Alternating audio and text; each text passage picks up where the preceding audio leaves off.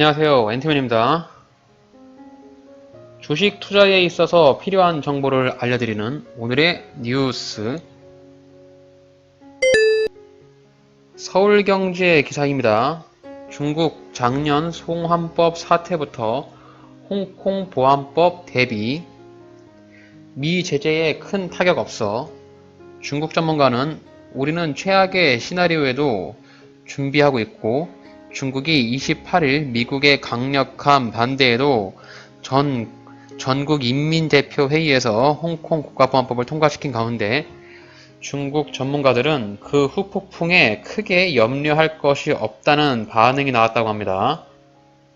미국 정부는 홍콩 보안법이 통과가 얼마나 강하게 나가야 할지 갈피를 못 잡는 것으로 보인다며 홍콩과 관련된 미국의 이익도 타격을 받기 때문에 미국 정부가 홍콩의 특별 지위를 박탈하지는 않을 것이라고 말을 했는데요. 이에 우려해야 되는 점은 홍콩 달러 가치의 폭락과 뱅크런 등이 있으며 특별 지휘권을 잃어버린다는 것은 곧 홍콩 달러에 대한 신뢰를 상실하는 것을 의미하기 때문에 대규모 뱅크런이 벌어질 가능성이 높으며 증시가 폭락할 가능성이 있습니다.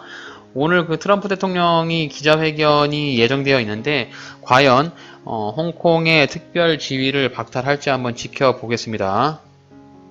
하지만 이것은 어디까지나 가설에 불과하며 실제로 미국이 홍콩 특별 지휘권을 박탈할지 안 할지는 오늘 결정되겠죠.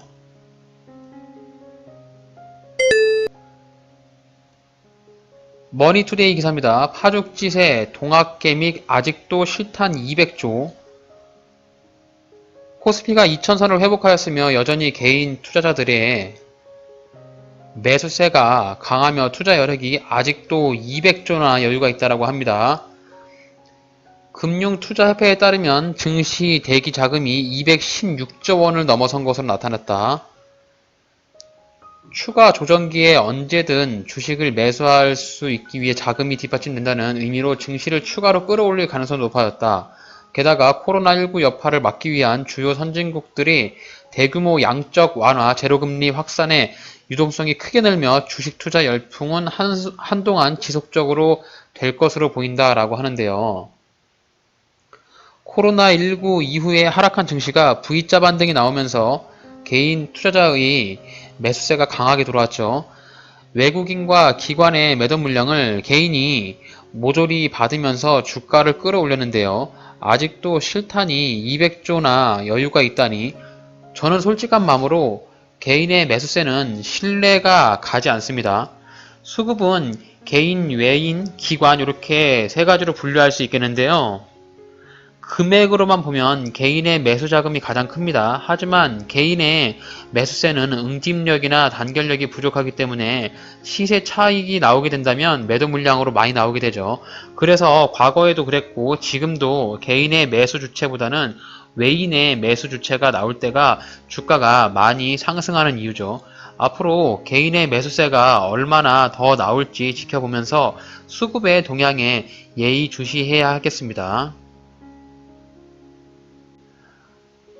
세 번째 머니투데이 기사입니다. 닛산 인피니티 완전 철수. 일본차 엑소더스 신호탄 되나? 네, 닛산의 한국 철수설은 지난해 일본 반도체 부품 수출 제한 조치와 국내 소비자들의 불매 운동으로 한일 갈등이 극에 달하던 지난해부터 제기돼 왔다. 닛산 측은 당시 입장문을 내고 영업을 지속하겠다는 입장을 밝혔는데요. 하지만 한일 갈등이 좀처럼 완화되지 않으며 한국 내의 자동차 판매가 최근까지도 부진하고 또 신종 코로나 바이러스 감염증 사태로 인해서 글로벌 완성차 생산 판매에 제동이 걸리면서 그룹이 어려움이 가중됐다. 원 엔화 상승으로 가격 경쟁력이 약화된 것이고 역시 국내 판매에 악영향을 미쳤다고 합니다. 닛산의 한국 법인인 한국닛산은 이번 철수는 글로벌 차원의 전략적 사업 개선 방안의 일환으로 중장기적으로 전 세계 시장의 건전한 수익 구조를 확보하고자 지속 가능한 사업을 기반을 마련하기 위해서 본사에서 내는 최종 결정이라고 합니다.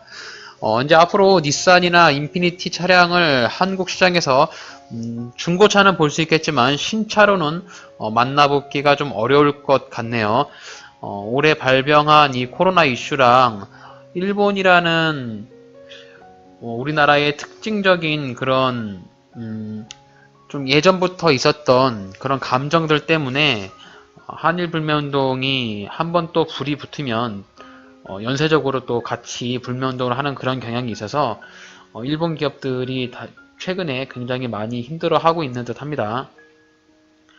작년부터 시작된 일본 제품 불매 운동을 시작으로 일본차 매출이 급감을 하였고 올해 코로나19 영향으로 추가를 받으면서 더 이상은 버틸 여력이 없었는지 한국 닉산은 지난 9월부터 한국 시장을 떠난다고 보도를 했습니다. 이전 영상에서도 몇 번 제가 언급했듯이 경제가 어려워지고 있는 상황에서는 주가는 좀 오르고 있는 점이 굉장히 좀 불안하다고 했죠. 주가를 떨어뜨릴 만한 트리거가 발생을 하게 되면은 걷잡을 수 없이 급락이 나올 수 있기 때문에 투자에 신중을 기해야 하겠습니다.